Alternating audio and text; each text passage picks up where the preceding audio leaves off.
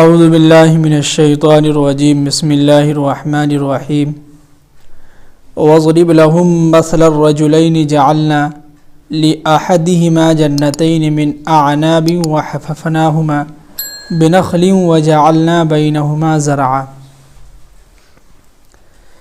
دیکھیے اس سے پچھلے والے آیات میں جو ہے شروع سے لے کے یہاں تک جو ہے اصحاب کہف کے متعلق باتیں ہو رہی تھیں۔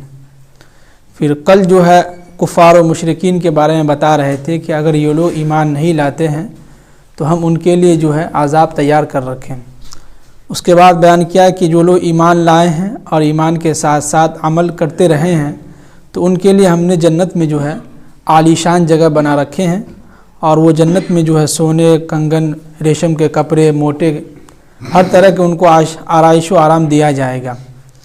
اب یہاں سے جو ہے ایک دوسرا قصہ چل رہا ہے، دو نوجوان کا یہاں پہ واقعہ بیان ہو رہا ہے۔ وَاضْرِبْ لَهُمْ مَثْلَ الرَّجُلَيْنِ، اے محمد صلی اللہ علیہ وسلم آپ ان لوگوں کے سامنے مثل الرجلین، ان دو آدمی کا تذکرہ مثال پیش کیجئے، جعلنا جن کو ہم نے لأحدہما ان میں سے ایک کو جنتین دو باغ عطا کیے تھے ہم نے، من اعناب کھجور کے، یعنی کہ اللہ کے نبی کو بتلا رہے ہیں کہ آپ ان دو نوجوانوں کا قصہ مثال پیش کیجئے، اگزامپل ان کے سامنے پیش کیجئے کہ ہم نے ان کو جو ہے ان میں سے ایک کو ہم نے دو باغ عطا کیے تھے کھجور کے، وَحَفَفْنَاهُمَا بِنَخْلٍ اور ان باغوں کے تمام ارد گرد میں جو ہے کھجور کے درخت لگائے ہوئے تھے، اور وَجَعَلْنَا بَيْنَهُمَا زَرْعًا اور ان باغوں کے دو باغوں کے درمیان کھیتی بھی وہ جو ہے کر رکھا تھا۔ کِلْتَا الْجَنَّتَيْنِ ان میں سے دو باغ کو جو ہے، یعنی کہ ان باغ کے اندر خوب پھل ہوتے تھے اس کے اندر، آتت اکولها ولم تظلم منه شیئا ان میں سے ان دو باغوں میں سے کبھی اس میں سے یعنی کہ پھل جو ہے کم نہیں ہوتا تھا، زیادہ ہی ہوتا تھا۔ وَفَجَّرْنَا خِلَالَهُمَا نَهَرًا اور ان دو باغوں کے درمیان کہ جو ہے ہم نے جو ہے ان کے ارد گرد جو ہے نہر جاری کر دیے تھے۔ دیکھیے یہاں پہ یہ قصہ جو ہے بہت عجیب ہے، سمجھ میں بھی نہیں آ پاتا ہے صحیح سے۔ یہاں پہ جو دیکھیے کہ اللہ کے نبی صلی اللہ علیہ وسلم جو اس سے پہلے جو بیان کیا ہے نا کہ جنت کے اندر جو ہیں باغ ہوں گے، اس باغ کے نیچے نہریں جاری ہوں گی، لوگوں کو یقین نہیں ہو رہا تھا یہ کیسے ہوگا۔ ظاہر سی بات ہے کہ ایک باغ ہے، اب باغ جو ہوگا وہ زمین کے ہی اوپر ہوگا، اس کے نیچے اگر نہر جاری ہوں تو باغ نہیں نکال آئے گا، پھر تو وہ جو ہے ندی ہو جائے گا۔ اب ندی کے اوپر کوئی گھر بنا سکتا ہے کیا؟ کوئی باغ لگا سکتا ہے؟ نہیں لگا سکتا ہے۔ تو لوگوں کو یقین نہیں ہو رہا تھا کہ بھائی یہ کیسے ہو جائے گا۔ تو قرآن نے ان دو نوجوانوں کا پہلے زمانے کا قصہ بیان کر رہا ہے کہ ہم نے ان دو نوجوانوں کو جو ہے دو باغ عطا کیے تھے انگور کے، اور ان انگور کے باغ کے اندر انہوں نے کیا کیا تھا کہ وَحَفَفْنَا بِنَخْلٍ کھجور کے درخت جو ہے لگائے ہوا تھے ارد گرد، چاروں طرف سے گھیرے ہوا تھا، اور گھیرنے کے ساتھ ساتھ کیا کیا تھا کہ وَجَعَلْنَا بَيْنَهُمَا زَرْعًا اور ان دو باغوں کے درمیان بیچ میں جو ہے کیا کیا تھا؟ کھیتی بھی کر رہا تھا۔ اور کِلْتَا الْجَنَّتَيْنِ اور ان دو باغوں میں ایسا بھی نہیں تھا کہ اس میں کھجور بھی نہ ہو اور پھل بھی نہ ہو، دونوں برابر زیادہ ہوتا تھا، پھل بھی ہوتا تھا، کھجور کے درخت بھی ہوتے تھے، یعنی پھل زیادہ ہوتا تھا، کھیتی جو تھا تو اس میں بھی کھیت میں بہت زیادہ اگتے تھے، جو چیز اگانے کا ہوتا تھا تو اس میں کم نہیں ہوتا تھا۔ وَلَمْ تَظْلِم مِّنْهُ شَيْئًا کوئی چیز اس میں جو ہے کمی نہیں ہوتی تھی، کوئی کمی زیادتی نہیں ہوتی تھی۔ وَفَجَّرْنَا خِلَالَهُمَا نَهَرًا اور ہم نے ان کے درمیان کیا کیا تھا؟ نہر جاری کر دیا تھا۔ تو یقین ہو گیا اب نا، جب اللہ ان لوگوں کو اس طرح کی جو باتیں کھجور کے درخت بھی دیا، اس کے بیچ میں جو ہے کھیتی بھی کر رہا اور اس کے درمیان کیا کر رہا ہے؟ نہر بھی جاری کر دیا۔ سمجھ میں آ گئی بات؟ نہیں سمجھ میں آ رہی کیا؟ بولیے ہاں یا نہیں، اس لیے کہ ہم کو بھی اس میں جو ہے سمجھنے میں بہت تکلیف ہو رہی تھی۔ کھیتی ہے تو نہر اس میں رہتا ہے نا، اگل بغل کھیتی ہو گیا، جی بیچ میں نہر ہو گیا، تو وہی مثال سمجھانے کے لیے یہاں دے رہے ہیں اگل بغل میں. ہاں وَكَانَ لَهُ ثَمَرٌ اور ان کو جو ہے پھل زیادہ ہوتا تھا, یعنی اس میں پھل بھی ہوتے تھے. تو فَقَالَ لِصَاحِبِهِ ان میں سے ایک شخص نے کہا اپنے ساتھی سے کہ وَهُوَ يُحَاوِرُهُ أَنَا أَكْثَرُ مِنْكَ مَالًا وَأَعَزُّ نَفَرًا کہ دیکھو تم سے زیادہ, یعنی کہ میرے کھیت کے اندر, میرے باغ کے اندر جو ہے کیا ہو رہے ہیں, سب سے زیادہ جو ہے اس میں جو ہے پھل ہو رہے ہیں, میرے پاس جو ہے زیادہ زمین بھی ہے, وَعَزُّ نَفَرًا اور زمین جتھا جس کو کہتے ہیں مضبوطی ہے, یعنی کہ ایک تو ہمارے پاس مال بھی زیادہ ہو رہا ہے, یعنی کھجور جو پھل ہیں وہ بھی اس میں زیادہ پھل ہو رہا ہے, کھیت ہے تو اس میں بھی زیادہ مال اس میں جو نکل رہا ہے, پھر اس کے ساتھ ساتھ یہ ہو رہا ہے کہ ہمارا جو پھل ہے, جو ہمارا جو درخت اس میں لگا ہوا ہے, وَعَزُّ نَفَرًا مضبوطی ہے تم سے زیادہ.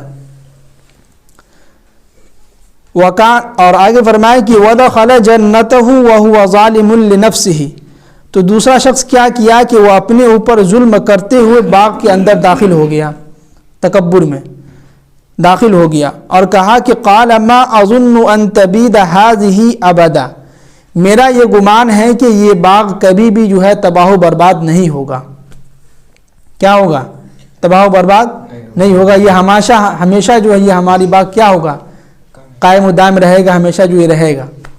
یہ اس نے گمان کیا اور کہا کہ وما اظن الساعۃ قائمہ اور قیامت بھی نہیں آئے گی, اور میرا یہ خیال ہے, گمان یہ ہے کہ قیامت بھی کیا ہوگا, نہیں آئے گی. وَلَئِن رُّدِدتُّ إِلَىٰ رَبِّي لَأَجِدَنَّ خَيْرًا مِّنْهَا منقلبا اب کہہ رہے کہ اگر قیامت بھی اگر آ جائے گی, اگر مجھے موت بھی آ گئی تو مجھے خیال ہے, ہمارا یقین یہ ہے کہ اللہ تعالی ہم کو کل قیامت کے دن جنت میں بھی ہم کو اس سے اچھا اور اعلیٰ مقام عطا کرے گا. سمجھ گئے جی؟ اس میں یہ واقعہ دیکھیے بہت سمجھ میں نہیں آ رہا ہوگا, کیا خیال ہے؟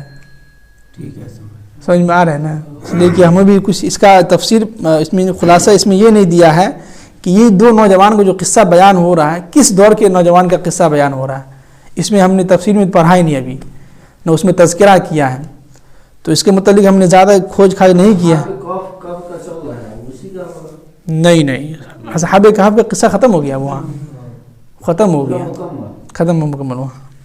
اب یہاں سے جو دو نوجوان کا قصہ بیان کر رہے کہ اب یہ دو نوجوان کس زمانے کا تھا, کس کے دور کا تھا, یہ اس میں تفسیر میں نہیں اس میں لکھا ہے, معارف القرآن میں, اور دوسری تفسیر میں ہم نے پڑھا نہیں, تو ہو سکتا اس میں ہو.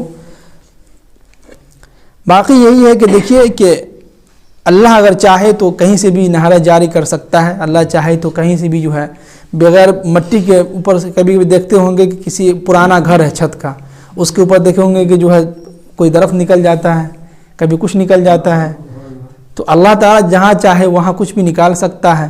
لیکن جو اللہ نے اس دنیا کو مسبب الاسباب بنایا ہے, یعنی اسباب کے بغیر کوئی چیز اختیار میں نہیں ہو سکتا, آپ کو اسباب اختیار کرنی ہوگی.